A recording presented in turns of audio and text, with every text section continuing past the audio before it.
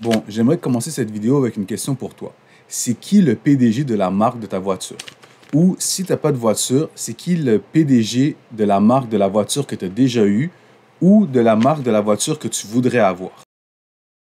Maintenant, c'est quoi les positions politiques de ce PDG?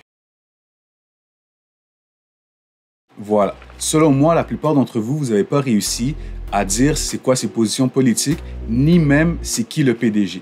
Et ça fait ressortir un point, c'est que Elon Musk, qu'on l'aime ou qu'on l'aime pas, au moins il a le courage de tout faire publiquement. Que ce soit les entrevues pour Tesla, que ce soit les entrevues pour Doge, pour SpaceX, il fait tout publiquement et il est lui-même à 100%. C'est pas comme les autres politiciens ou PDG qui ont déjà des réponses préécrites à telle question, telle question.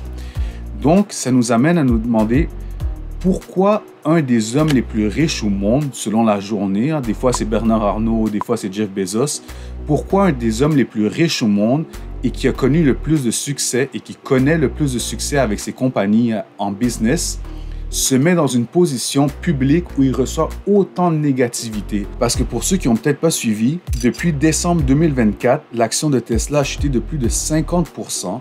Évidemment, comme vous l'avez sûrement vu dans les médias, la réputation de Tesla a chuté, l'image de Elon Musk a chuté dans les yeux de pas mal de monde. Les concessionnaires de Tesla et les voitures Tesla sont vandalisées un peu partout à travers le monde. Et donc, pourquoi ce paradoxe d'un des hommes les plus riches au monde qui n'a aucunement besoin de se mettre devant les médias et recevoir autant de négativité? Pourquoi s'associer à Donald Trump et à Doge? Et la première théorie, ça serait qu'il est sincère pour vrai, mais on va jamais réellement s'en rendre compte. J'explique.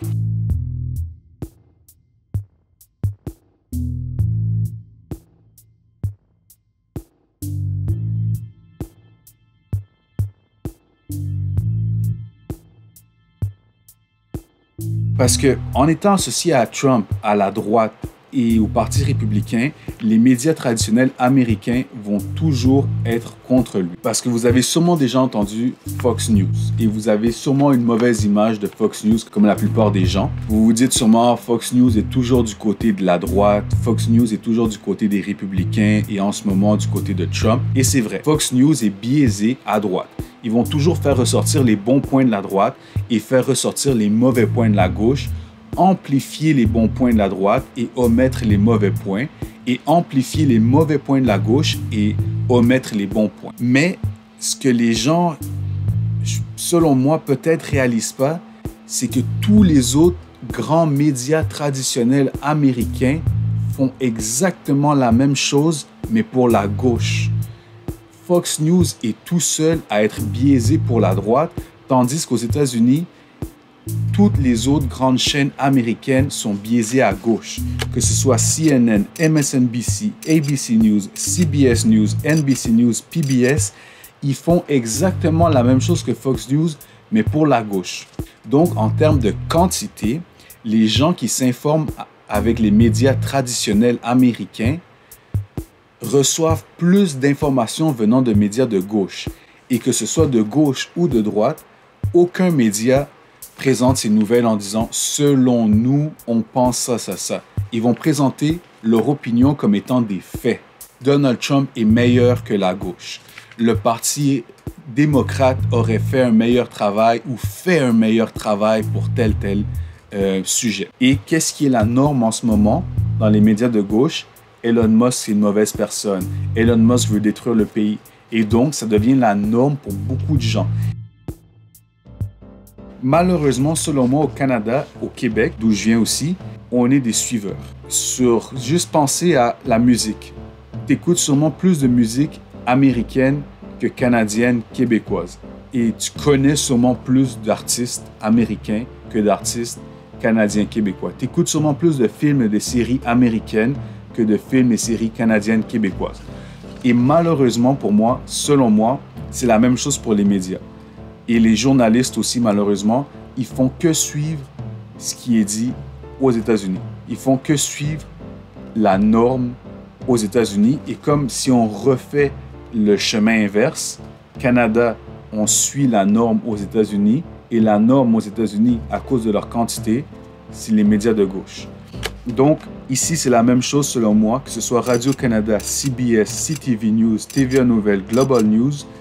ils font que suivre ce qui est dit aux États-Unis. Si la norme, c'est Donald Trump est mauvais, c'est ça qui va être dit ici. Et peu importe, on peut penser qu'il est bon ou qu'il est mauvais, mais c'est pas grave pour les médias. S'il est bon ou il est mauvais, c'est pas grave. Et malheureusement, pour beaucoup de journalistes, chroniqueurs aussi, ce qui est dit dans les médias américains va être dit dans les médias canadiens. Et c'est pour ça que même ici, au Canada, la majorité des gens ont une mauvaise image de Elon Musk. Parce que justement, allez demander à quelqu'un qui critique Musk la question que je vous ai posée au début. C'est qui le PDG de la compagnie de ta voiture? La plupart vont pas être capables de répondre. Ou si vous avez la grande chance de connaître quelqu'un qui a craché sur une Tesla, demandez-lui pourquoi tu fais ça. Demandez-lui c'est quoi que tu n'aimes pas d'Elon Musk, de Doge et de ses positions politiques. Et voyez s'il est capable de répondre. Voyez s'il est capable d'avoir une conversation de plus de 15-20 secondes avec des bons arguments et non juste des insultes envers Elon Musk, des insultes envers le messager et non le message, s'il est capable d'avoir plus que qu'est-ce qui est dit dans les gros titres des médias. Et laissez-moi savoir si vous avez trouvé un cracheur de Tesla qui avait des bonnes opinions. Un autre point qui permettrait de renforcer cette théorie qu'il est sincère pour vrai, mais qu'on ne va jamais s'en rendre compte, c'est juste penser à l'image d'Elon Musk dans les médias il y a quelques années. Elon Musk, il était présenté comme le multimillionnaire cool qui voulait lancer des fusées, parce que dans le temps, il ne l'avait pas encore fait, qui voulait lancer des fusées, qui crée des voitures électriques cool. Il y avait même le surnom Real Life Tony Stark qui lui avait été donné, le Tony Stark de la vraie vie. Pour ceux qui ne suivent pas trop Marvel, c'est le nom de Iron Man, c'est le nom de son personnage humain. Et donc, il était vu comme quelqu'un qui révolutionnait, il était vu très positif dans les médias. Et justement, les médias de gauche, qu'est-ce qu'ils veulent? Les gens de gauche, ils veulent que vous achetiez des voitures électriques parce que ça va sauver la Terre. Donc, tout était bien placé pour avoir une bonne image de lui. Il supportait les démocrates. Il était ouvertement un supporter des démocrates. Je ne vais pas rentrer dans les détails pour ne pas paraître que j'essaie de vous donner une mauvaise image de la gauche, mais en résumé, il a clairement dit que le message des démocrates maintenant, c'était plus le message de la gauche traditionnelle, qu'ils étaient rendus trop woke. Et en tout cas, je ne vais pas vous donner une mauvaise image, allez voir par vous-même ses arguments. Et donc, il passait du côté des républicains, parce qu'ils ne se voyaient plus dans la gauche. Et justement, qu'est-ce qui est arrivé du moment qu'il est passé du côté des républicains, du côté de Trump, du côté de la droite? Avant même que Trump se fasse élire, son image était rendue dans les médias dégueulasse. C'était plus le multimillionnaire cool qui va sauver la Terre avec les voitures électriques. C'était rendu l'image qu'on a tous aujourd'hui. Et même ces mêmes médias de gauche et les groupes de gauche qui nous disent « acheter une voiture électrique pour sauver la Terre, ça va régler la majorité des problèmes », ces mêmes médias nous disent « tu vois une des plus grandes compagnies de voitures électriques, boycotte-la, boycotte Tesla ». Donc en conclusion, qu'il soit sincère, qu'il soit malhonnête, qu'il fasse des bonnes actions avec Doge, des mauvaises actions avec Doge, les médias vont toujours nous donner une mauvaise image de Elon Musk. La théorie 2, c'est qu'il veut faire de la pub pour X. J'explique. Parce que si vous avez déjà vu une entrevue de Elon Musk, que ce soit pour Tesla, SpaceX, Doge, ça vaut la peine. C'est assez intense, il amplifie beaucoup son message, que ce soit juste quand il parle du plan de Doge, de ses objectifs, de ses constatations. Des fois, au lieu de juste répondre simplement, il amplifie tout.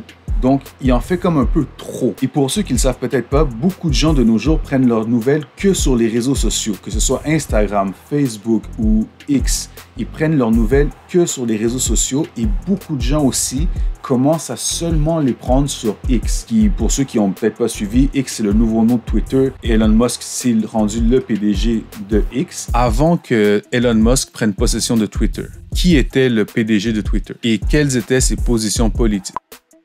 X, c'est plus comme Twitter avant où est-ce que c'était que des messages écrits de 4-5 lignes sur la pensée de la journée, la nouvelle de la journée.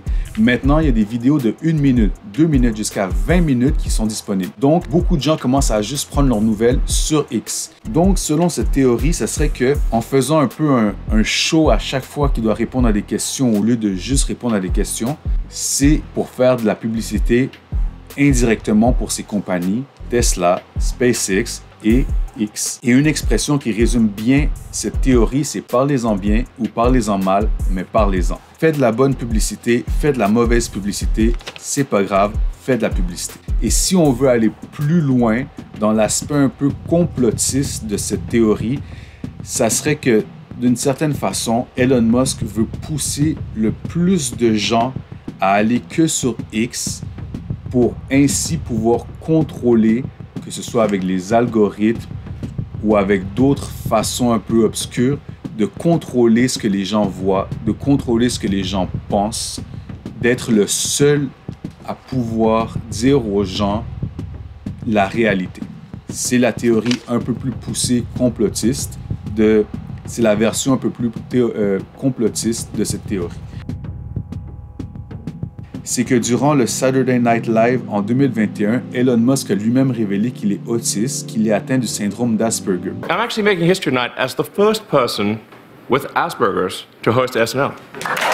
Et une des caractéristiques principales intéressantes à noter des gens atteints du syndrome, c'est qu'ils ont de la difficulté dans les interactions sociales et dans les communications non verbales. C'est une caractéristique qui revient souvent chez les gens atteints du syndrome d'Asperger. Peut-être, d'une certaine façon, sa façon de s'exprimer extravagante, parfois on dirait qu'il est dans son coin, qu'il n'a pas envie d'être là. I don't think most people would want to be me. They may think they would want to be me, but they don't know.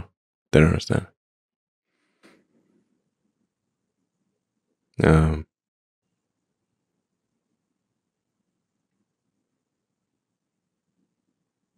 are you doing? I mean, overall, okay. Parfois, c'est le contraire, il se met à danser.